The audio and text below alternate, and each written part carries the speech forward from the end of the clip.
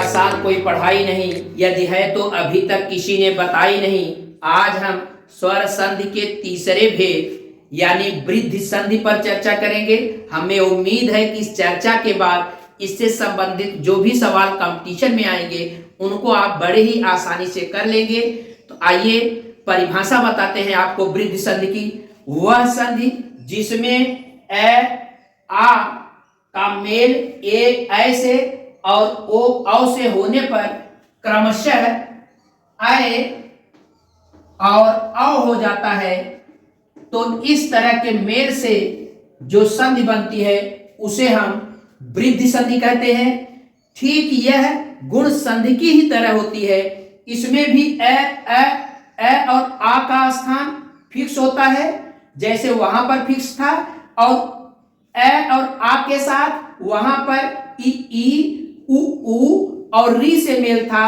अब यहां पर क्या है कि ठीक ए आ का स्थान फिक्स होने पर इसका मेल ए और ओ से हो रहा है। तो जब ए आ का मेल ए से होता है इसके स्थान पर ए, और जब ए आ का मेल ओ से होता है तो इन दोनों के स्थान पर मिलकर के अ हो जाता है। तो इस तरह के मेल से जो संधि बनती है उसे हम वृद्धि संधि कहते हैं। इसके लिए हमने जो ट्रिक बनाई है, कहने का मतलब वैसे तो यह याद रहने वाली चीज है, फिर भी अगर दिमाग और जेहन में इसको बैठाना है तो एक चीज ध्यान रखिएगा, जिस हिंदी भाषा के शब्द में ऐ और औ आता है वह वृद्धि संधि होती है। इस ऐ और औ को कैसे याद रखा जाए, इसके लिए हमने आपको बताया है कि वृद्धि का मतलब एक ढंग से विकास होता है। जैसे हमारे देश का अगर विकास है तो जब तक यूनिटी नहीं होगी तब तक विकास नहीं होगा। इसीलिए हमने इस ट्रिक को याद करने के लिए यह एक सेंटेंस चुना है, आल इंडिया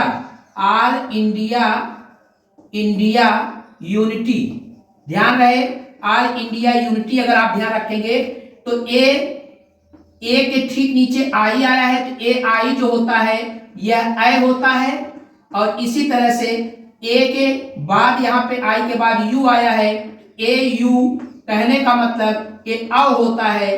तो कहने का मतलब यहाँ से अगर ए आई ए यू याद रखेंगे यानी ऑल इंडिया यूनिटी, इस जेहन को अपने दिमाग में रखेंगे तो ये समझ में आएगा कि बिना यूनिटी के वृद्धि नहीं होती, इसलिए यह वृद्धि संधि है। तो अब अगर ओवरऑल कुल मिलाकर के इसकी हम परिभाषा बताएं आपको, तो हम बताते हैं कि वह संधि जिसमें ए आ का मेल ए से होने पर दोनों मिलकर के ऐ, वह ए आ का मेल ओ से होने पर दोनों मिलकर के अ हो जाते हैं, तो ऐसी संधि वृद्धि संधि कहलाती है। इनका मेल हमने आपको किस तरह से एक बड़े गणितीय रूप से आपके दिमाग में एक फीड बैठे, यह फिगर अपने दिमाग में बैठाए रखिएगा। जैसे हमने सबका गणितीय पैटर्न बनाया वैसे इसका भी गणितीय पैटर्न बनाया हुआ है। यह चीज आप ध्यान रखेंगे, बड़े आसानी से वृद्धि संधि याद रहेगी। ध्यान समझिए, जैसे अब हम उदाहरण बताते हैं, ए का मेल ए से ऐसे, आ का मेल ए से ऐसे, इसी क्रम में यह उदाहरण है, ध्यान दीजिएगा। जैसे हित धन एसी यानी यह अ है और ए मिलकर के ऐ होते हैं, यह त और ए मिलकर के हितैषी हो गया, यानी हित धन एसी बराबर हितैषी। तो यह जो हो गई वृद्धि संधि हो गई। इसी तरह से राज यानी ए मिलकर के ऐ के साथ यानी राज ऐश्वर्य, अगर दोनों मिल जाएंगे तो इस ए यानी ए और ऐ मिलकर के ऐ हो जाता है, ये राजैश्वर्य हो गया। इसी तरह से आ का मेल ए से यानी तथा धन एव, तो तथैव यानी ऐ हो जाएगा, तो यह तथैव हो गया।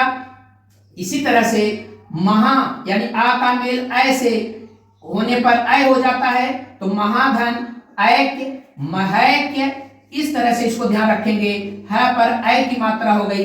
तो इसी तरह से ए का मेल ओ और औ से, आ का मेल ओ और औ से होने पर अ हो जाता है। इसके क्रम में हमने एक उदाहरण यहाँ पे दिया हुआ है।